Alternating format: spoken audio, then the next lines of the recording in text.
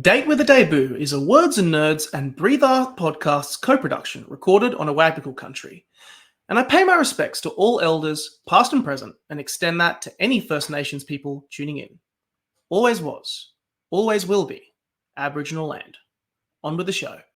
Humour is both underrated and essential. I mean, I don't think I would be alive if I couldn't laugh at just about everything that's happened to me. If I can make a joke out of vulval cancer, I can make a joke about pretty much anything.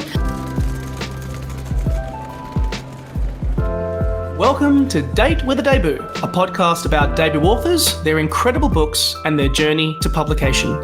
If you are looking for a new author to discover or writing inspiration for your own story and you don't know where to start, this is the place to be. I'm Nick Wasiliev, author of When Men Cry and your host for today's show, and I'm delighted to welcome another debut author in today's episode. If you enjoy this show, or indeed any other shows on the Words and Nerds platform, jump online and give us a thumbs up, a 5-star review, wherever you are listening. Thank you for listening to us and for supporting the Australian book industry. You can also find any books mentioned in today's podcast down in the description.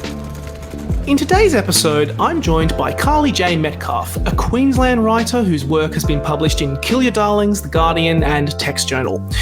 However, we're here today to talk about her debut memoir, Breath, published by University of Queensland Press, which catalogues her journey and her battles with cystic fibrosis, surviving a double lung transplant, opioid addiction and overcoming cancer at the age of 30. I started off by asking Carly about pulling from memories to craft such a raw and intimate book, and the experience of translating that to the page. Before we begin this podcast, this episode does discuss topics of surgery, death, and addiction, so reader and listener discretion is advised.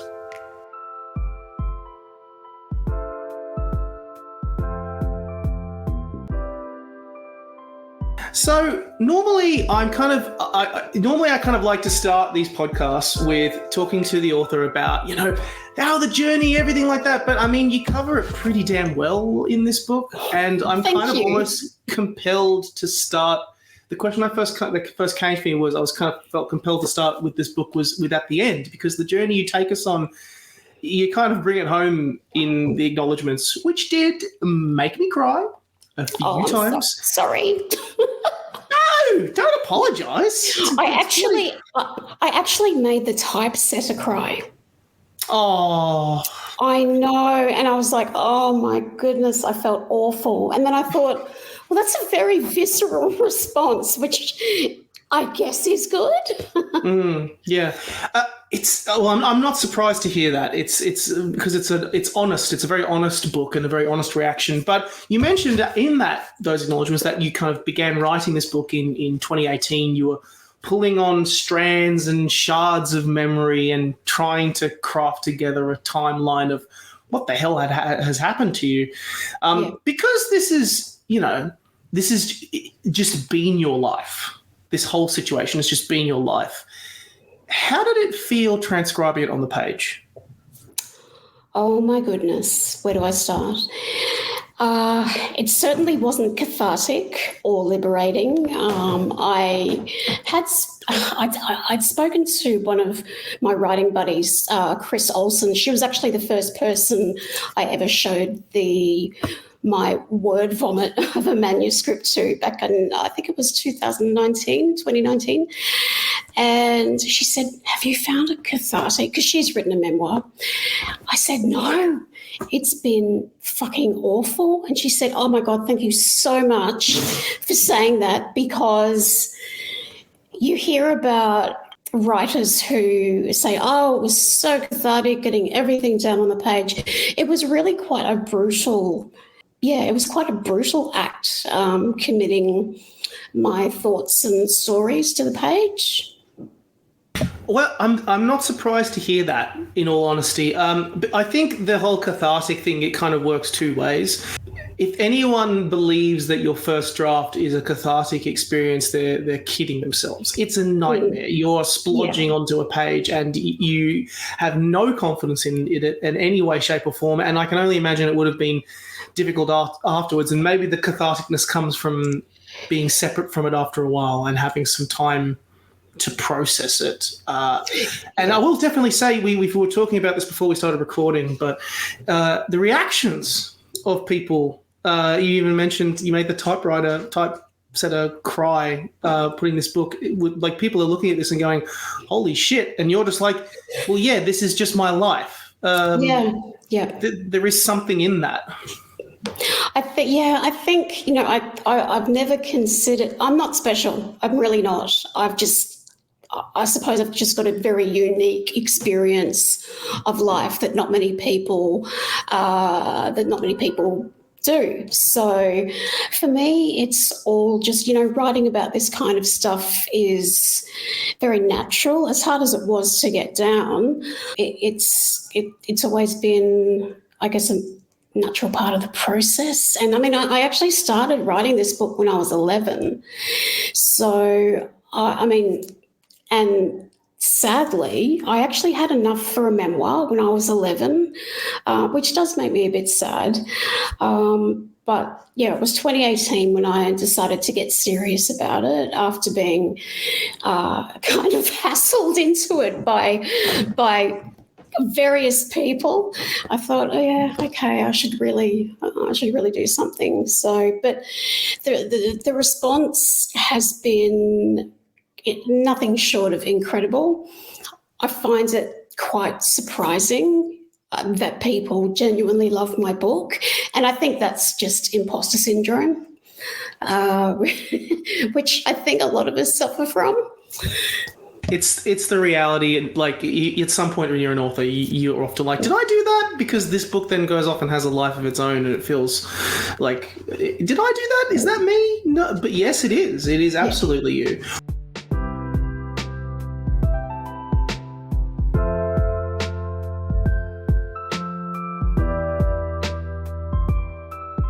So we always start when we're diving into the book, giving yourself a 1-minute pitch, which I feel like is really hard to do with this particular book. Okay. But what is Breath about? Okay. Breath is a memoir about illness. This is going to sound really depressing. Illness, death, dying, grief, medicine, being a woman in a sick body, survivor's guilt, and, well, so much more, really. So having been born with the terminal illness, cystic fibrosis, at the age of 21, I had a double lung transplant. I had days to live, so I was incredibly lucky. And when I was 30, I was diagnosed with a very rare form of cancer, and I had seizures, and doctors weren't sure whether I'd sustained brain damage or not. And I guess it's a story of how I recovered from both surgeries, how I've wrestled with drug addiction, survivor's guilt about my seer friends not having made it. And it's not trauma memoir, it's not medical memoir, it's not grief memoir. I think it's a bit of a unique exploration around illness and survival. Great way to describe it. Nailed it. Thank you. Yeah, couldn't have nailed it any better. And for kind of everyone listening, I feel like you really nail. Often everyone says that the first line or the first paragraph is really what, you know, should set the stage for what the book is about. And I'm going to read the first two sentences. Please do. It absolutely does. I am dying. I know that I'm dying, despite not having been told by my doctors that I am dying. I know I am dying because I'm in the dying room. What I love about this book is that you bring us right into the world of being ill, which smashes any preconceptions that anyone may have on being on the outside of it, looking in and trying to apply their own meaning to it, how you approach people who are ill. And again, I know we're going back to the end of the book. I feel like we can talk about spoilers in a little bit more detail. Well, I mean, everyone knows how it ends. I live. Yes, exactly. I mean, surprise. No surprises there. I know. The actual journey itself in the book, I will keep up to the reader, but there is a very beautiful, the last chapter, that one page, the conversation with your dad, is brought it really back home, where he calls you, he's sick, and he stops to ask you, how do you do it? And you just respond, well, it's always been there. I've just dealt with it like that. And the question, I know we've kind of talked about reactions a little bit more, but seeing as this is your life, this is your normal, this is the things that you have experienced, I get the feeling that probably the reactions to this book have surprised you, or maybe made you take pause. Yeah, they have, and I think what has surprised and almost overwhelmed me is the kindness and compassion that people have shown towards both me and the book. And people are saying, oh, why are you so surprised? But I legitimately am. And I really think that gets down to imposter syndrome. You navigate many things that I think a lot of people, where the surprise is for me, is that you're navigating things that a lot of people just haven't really had the chance to understand, because a lot of people have lived without these sort of complications. You navigate disease, the section about where you talk about the actual lung transplant. You really hit us with no BS, which I just love how unflinchingly honest it is, particularly when you talk about the donor. Yes. And how her family donated everything. And small disclaimer for anyone listening, by the way, if you aren't down on the donor list to donate, please do, and I will include links in the description to that, by the way. Thank you so much for saying that. But I really loved the little stories peppered throughout this book as well.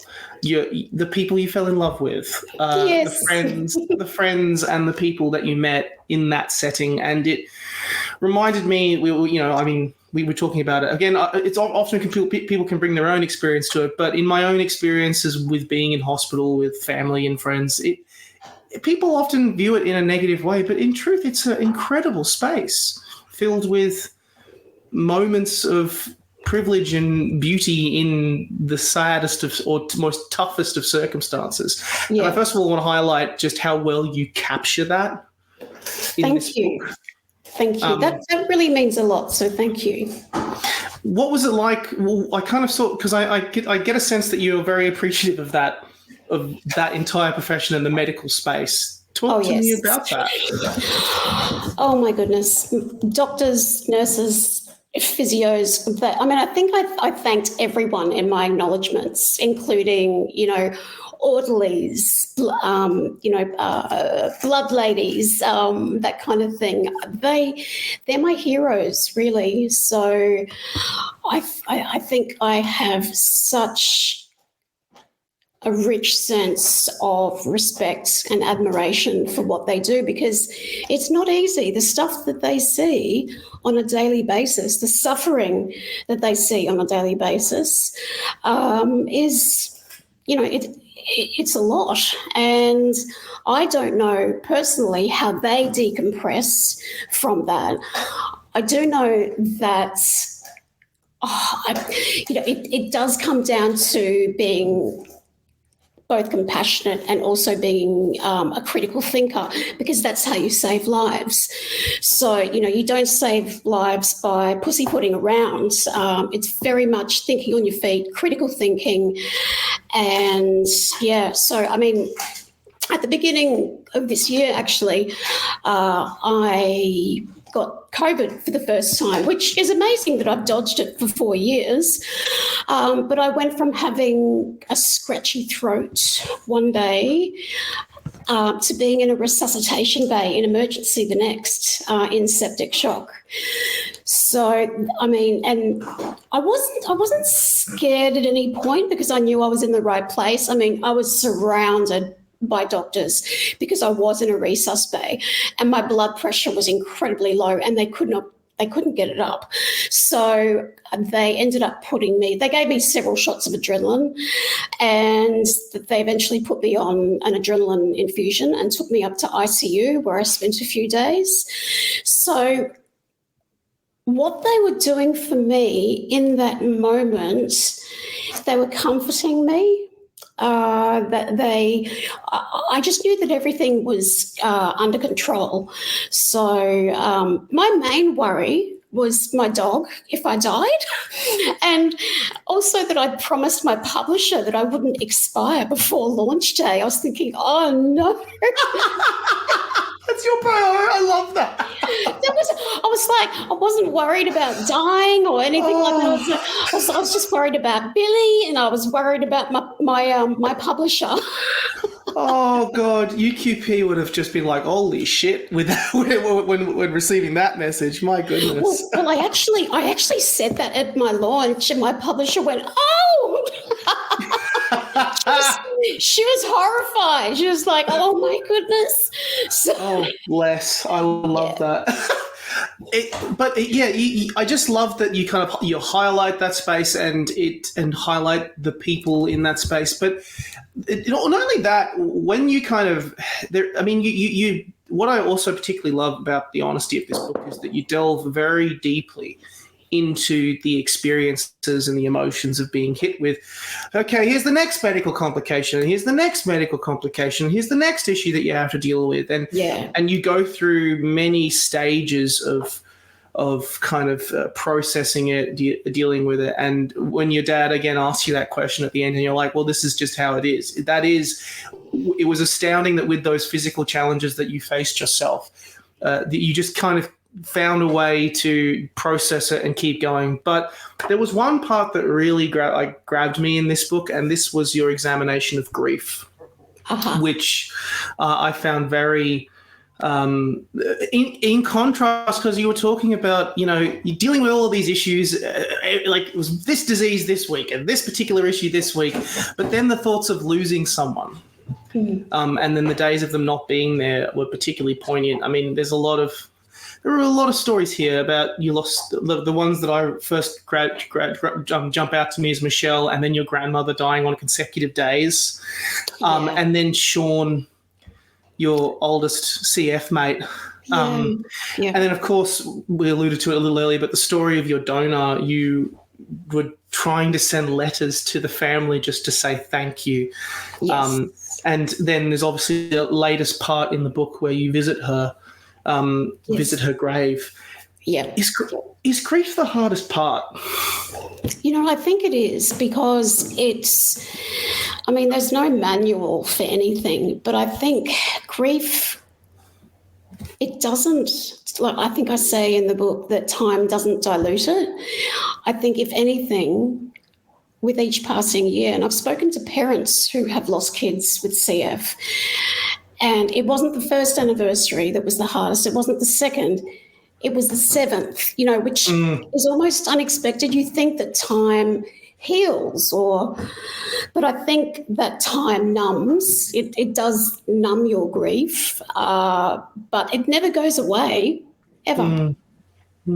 It's someone has a great quote, which is, it's not the day that the person you love dies, it's all the days afterwards, because they're not a place there. It's funny doing this job and getting to interview authors. You chat with all sorts of people, and I was very lucky. I had the privilege to chat with Johnny Ruffo about his book. Beautiful boy. Yeah, and this was before his passing. About No Finish Line, and I asked about the feeling of him knowing that you're going to die, and how do you approach that? Particularly if you're surrounded by people, you're not the person experiencing it. And he gave me the best piece of advice ever, which is, you don't need to tell someone that, I hope you're okay, or you understand, because most likely you probably don't. And honestly, it's making it, and that's about making you feel better, not the person who is ill.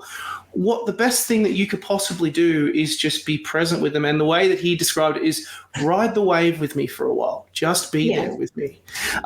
We don't need to talk about the illness. We don't need to talk about anything. It's just ride the wave with me for a while. And I think this kind of came through in your book all the time, with the value of those people that you connected with, and the value of the relationships that you formed. And it was there was a remarkable feeling of presence to you Yeah. because because it had to be, because every moment matters. Yeah, that's right. That's right. And I think with my CF friends, I think I've lost nearly 70. Wow. Yeah. So I'm one of the only ones left alive in my cohort, with the people I grew up with. So that can be quite confronting, and that also leads to a lot of survivor's guilt. But Johnny was completely right. It really is. It's ride the wave with me. Just be present. And I think that's why I became a hospital chaplain, an agnostic hospital chaplain, because I never really had people just be present with me. And I think, back in the 90s, there was no such thing as an agnostic hospital chaplain. They were either nuns or Catholic priests. And I used to think that is the last person I would want sitting with me while I'm dying. So, and that was one of my reasons for going into chaplaincy. So I basically looked after all the heathens, and they loved that. The people with no assigned religion, I would say, I look after all the heathens, and they would lose their shit. They thought it was absolutely hilarious. So, and it's that gift of presence. And I didn't do a lot of talking. You don't do a lot of talking as a hospital chaplain. You're there to listen. So many nurses, I mean, my auntie's a nurse, for example, and she often says, often it can be just about that when you are dealing with someone who is dying. It's a privilege to watch someone die, as it is a privilege to watch someone, as it is a privilege to watch someone be born. That's right. And it's not about you, so don't make it about you. Be there, be present with them. And you touch on a great point, which was another point that I pulled about from this book. So many people may be listening to this podcast and thinking that this book may seem like a downer, but it's fucking hilarious. I just want to point out, I think it's funny.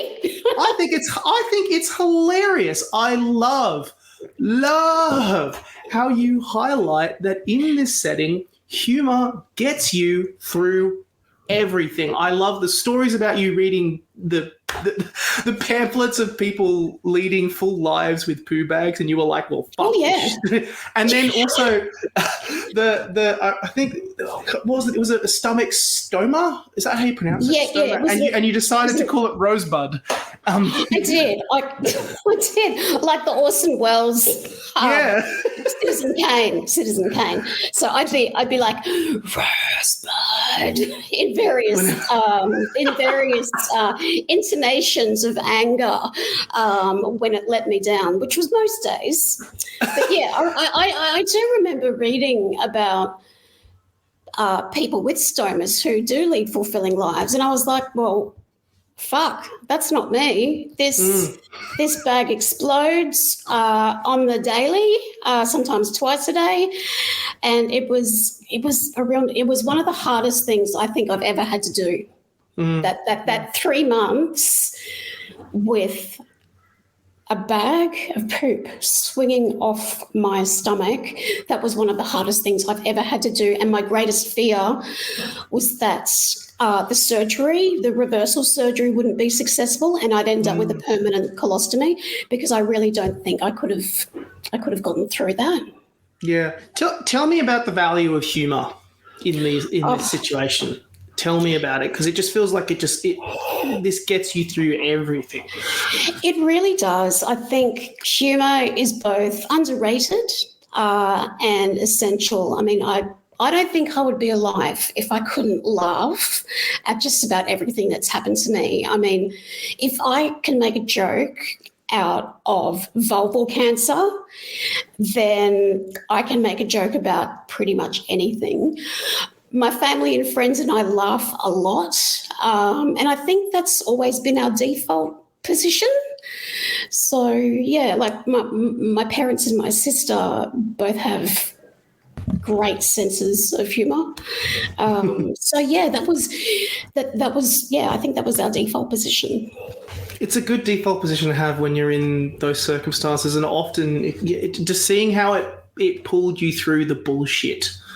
It pulls you through the bullshit, and it's a flat out acknowledgement and a kind of a fuck you to the circumstances you find yourself in, which is a big help in getting you through that situation in the first place. Out of curiosity, we already had mentioned that writing this book was hard. It was tough work. It was far from cathartic. It was a pain in the ass to transcribe it.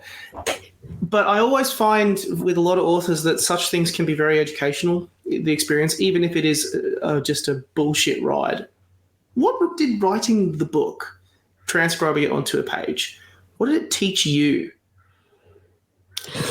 I think because I've always been called, things like brave or inspiring. I don't feel like I'm a particularly brave person or a strong person, but I think it solidified to me that I am very, very resilient, and being able to laugh at, when I was in a terrible station in life, I think. Yeah, actually getting it down on the page, what did I learn about myself? I really think it gets down to resilience. And also, there would be days where I'd be writing at a cafe, and my mum would come and meet me for a coffee, and she'd say, "So what did you write about today?" I said, that time when I dropped dead at a friend's funeral. And she went, "Oh, yes, that was a lot." Because she was there and kind of had to resuscitate me. And we would just go, this is so perverse, like that we're talking about this and that it actually happened, because I think sometimes the truth is stranger than fiction. I mean, if you did read my book as fiction, you wouldn't believe it, I don't think. Yeah, it would just, God, trying to put it through a fiction lens, I would be like, how the hell? It would be too much. Yeah.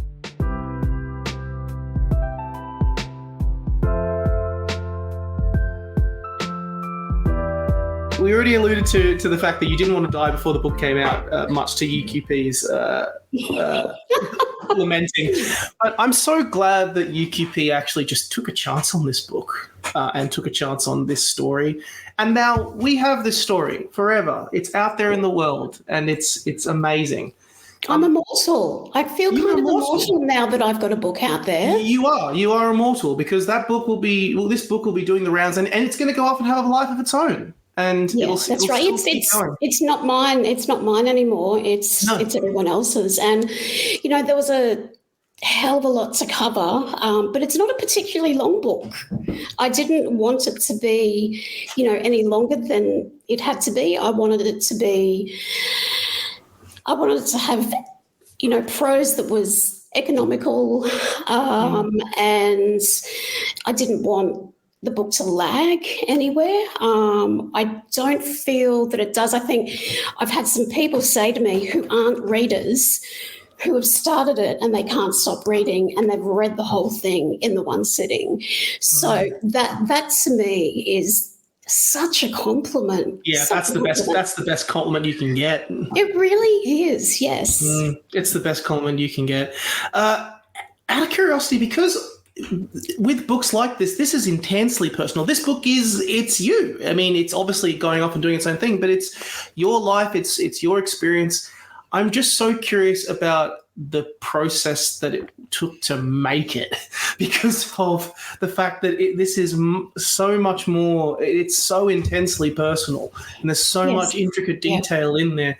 What was it like kind of kicking that around with UQP and going like, well, this story needs to be here, and this needs to be here, and this needs to be here, and all of it? What was it? A strange experience, because this book is you and your life. Yeah. Do you want me to tell you about the story of my journey to publication? I'll make it really short. I'm doing some postgrad study at the University of Queensland, and my supervisor, Tom, told me to apply for the UQP writing mentorship. And I said, oh, really? You think? He went, absolutely. So I did, and I won that at the end of 2022. And I think by March, UQP had offered me a publishing contract. So March, and then the book was printed in November. So that was a pretty tight turnaround. But the editing process, I don't know whether I'm a masochist, but I loved the editing process. It was a true gift. It was seamless. It was enriching. I had the most incredible editors. So the process was really, it was one of the most beautiful things I've ever experienced. I'm not surprised to hear that. Editing is the best. Writing the first draft is a nightmare. From Yes. that point on, it's bliss, because you can just take this splodge and then just mold it into something glorious and glamorous, and people much smarter and cleverer than us take it and make it make it twist and turn together. Absolutely. And it was so fascinating to see it changing shape before my very eyes. And by the time the last, round of proofs and editing came back, I was over the moon, thrilled with how it was reading. And editors are really the unsung heroes of publishing, I feel. Oh yeah. Because they're your first reader. They're your first advocate. It's yeah, that's right. Yeah, and they are the ones that give you the cold hard truths and know how to deliver it to you. So and the more brutal, the better. I love being critiqued. So the more brutal the feedback, the better for me. That's how I respond. Otherwise, you don't learn. Absolutely. You don't learn. Yeah. What's next for you? I know that, I mean, as mentioned, you're doing this. You're at UQ at the moment. Yeah. You're doing the chaplaincy stuff, and I know that you're kind of very passionate about being an advocate for organ donation, and also just for more honest conversations around dying and death. I feel like there's more to it than I feel like there's something else in there. Well, maybe. I actually don't know. Unfortunately, when the pandemic started, I had to. I can never go back to hospital chaplaincy, because a hospital is the worst place for me to be with getting viruses and what have you. So that actually broke my heart, not just a little, but a lot, because I'd found my purpose and then I couldn't do it. So at the moment, I'm doing my Master of Philosophy and Creative Writing, and I'm actually working on a book of non-fiction essays that are about 20,000 times more explicit than breath, and my dad is never allowed to read them. Oh, no. Ever. And so I need to finish that. When I had my launch, there was about 170 people there. It was just, there were doctors there who had saved my life, teachers that I've known for 40 years that taught me at the Royal Children's Hospital School, all of my nearest and dearest who have been with me through the whole ride. And it was just so full of love. It was the feeling of love and joy was palpable. And I'm sort of like, you only get to publish and launch your first book once. So, I don't really know what's next. I do need to finish my degree, though. Yeah, degreeing. Ooh.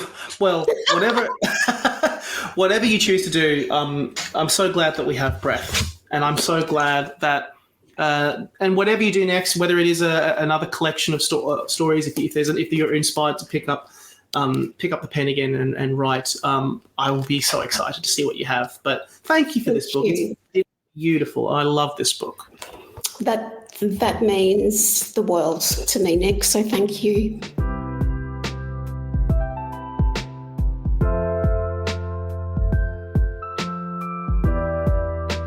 We finished this podcast with a rapid fire question part of the date. So I hit you with a whole bunch of questions and you give me the first answer that comes to your head. I know, terrifying. Yeah. So a couple I have given you a little bit of prep for, and we will dive straight in with ones about books because you do like to read. You'd like to sit on the couch with Billy and have a read. I do, yeah. What is your favourite book that you've read in the last 12 months? The last 12 months. Listen, I only read it in January, but Counts. And I think it's a big call, but I think it's going to be my favourite book of the year. It's by John Boyne and it's called Water, and it's part of a quartet of novellas. So Water, I think, the next one is called Earth. And it's a series of interlinked novellas, and how he writes the female voice is astounding, absolutely astounding. So I'm impatiently waiting for the next book to arrive in my letterbox. Oh my God, that sounds amazing. John Boyne is really good. He's a really good author. He is. He's prolific, absolutely prolific. Yeah. What is your favourite debut novel that you've ever read? And we're talking like in your entire life. Okay, that's a big call as well. There's been so many amazing debuts. I think my favourite debut was Amy Espeth's Sufficient Grace. And that was published in 2012. And for such brutal subject matter, the writing was so subtle and nuanced, and I don't think it got the attention it deserved. So if you haven't read it, I encourage you to seek it out. It's just beautiful. Oh, amazing. Any chance to add to my ridiculously massive TBR pile? I'll try and take advantage of it. I hear you, boyfriend. Yeah. Do you have a favourite word?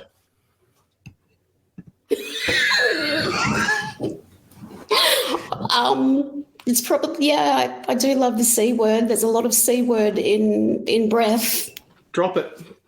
It's true. It's a great word. It's such a good word to say. Defecation.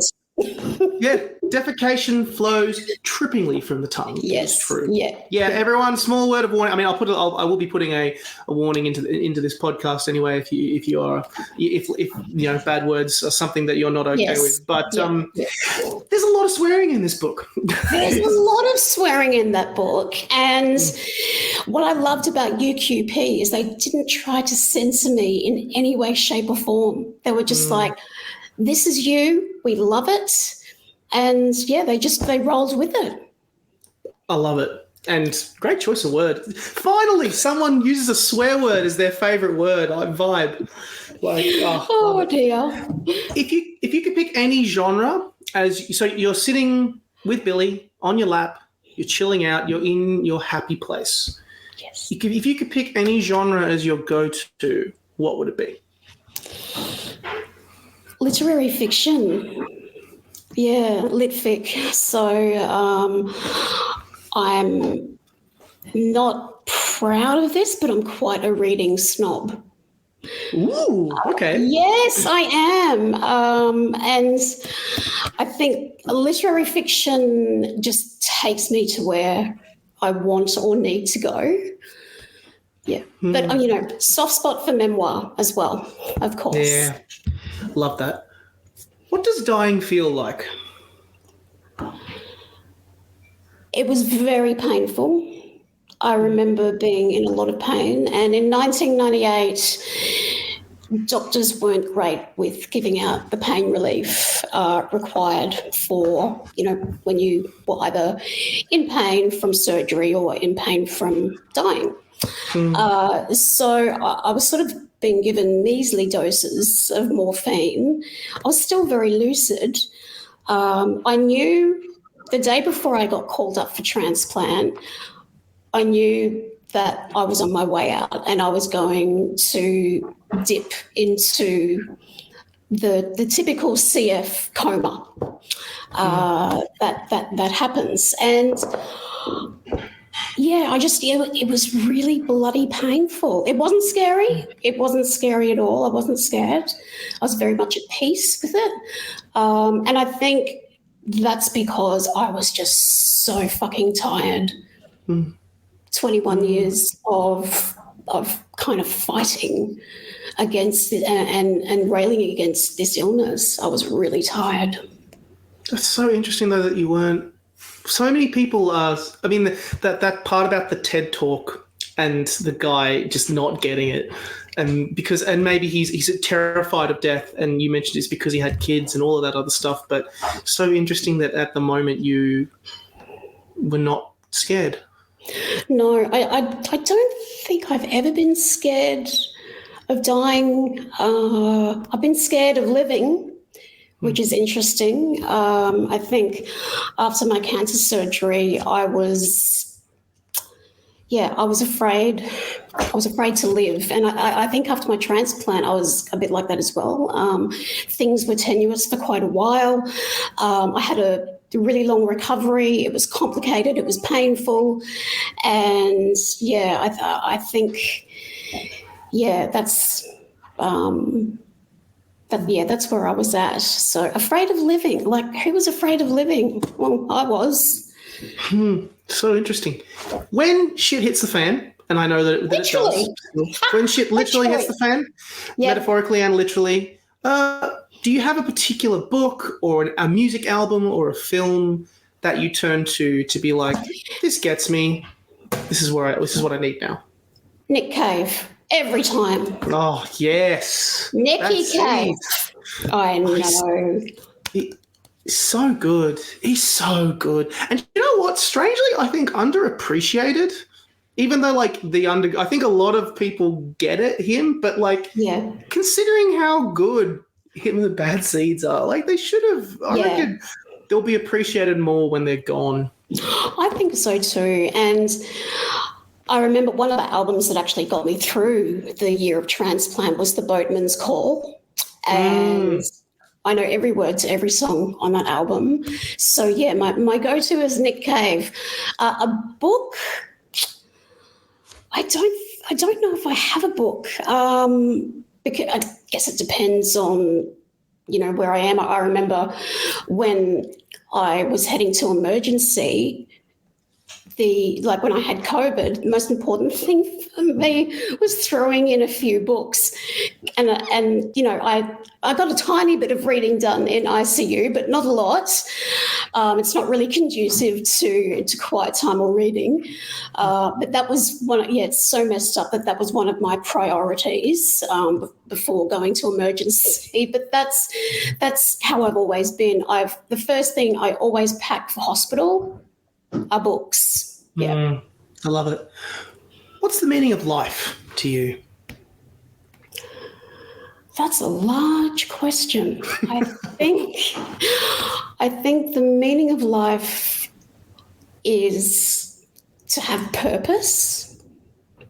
I think that, on my deathbed, I'm going to look back at my life and think about the love I gave and the love I received. I think love is what it comes down to. And as I alluded to before, the other thing is purpose. I don't think you can find meaning in life unless you have a purpose that's bigger than yourself. And for me, that was becoming a chaplain. And then last question, are you happy? Oh, so happy. Yeah, the happiest I've ever been, actually. The last few years have been the best of my life. I'm 47 and I have loved my 40s. It's been the best decade of my life by far. Even though as you get older, things, your body tends to fall apart a little bit. And, that's what happens also with, still having cystic fibrosis. I've just got these kick-ass lungs that won't give up. But yeah, I've never been happier. I'm in such a place of peace within myself, and just being at home with my dog, with being surrounded by books and listening to music, and it really is the simple things for me that I think get me through. CJ is happy. CJ is okay. CJ is thrilled. That's all I need to know. I could honestly chat to you. I can honestly chat to you all day, but unfortunately, we're going to have to leave it there. Thank you, CJ. And for everyone who hasn't, get a copy of Breath. It's a book you absolutely must read. Thank you so much, Nick.